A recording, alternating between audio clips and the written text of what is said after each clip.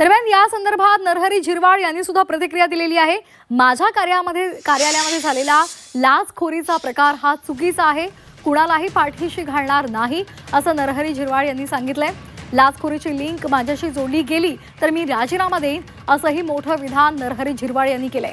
कार्यालय सील केल्याची कुठलीही माहिती नाही, मुख्यमंत्र्यांना भेटून या संदर्भात सविस्तर माहिती देणार आहे असंही नरहरी झिरवाळ म्हणाले।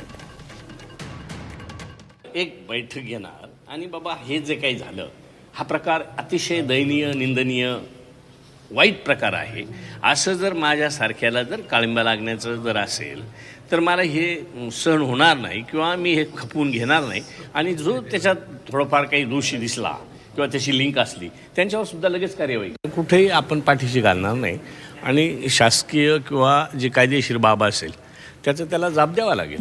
जर खरंच माझ्याशी त्याची लिंक जोडली गेली तर मी राजीनामा देईन। पण सर एक पण तोपर्यंत चौकशी आता ज्यानं केलं त्याला तर त्याची सजा लगेच भोगावं लागते। त्याच्यातून काही निष्पन्न निघालं तर माझ्यापर्यंत जर जबाबदारी आली तर मी राजीनामा देईन।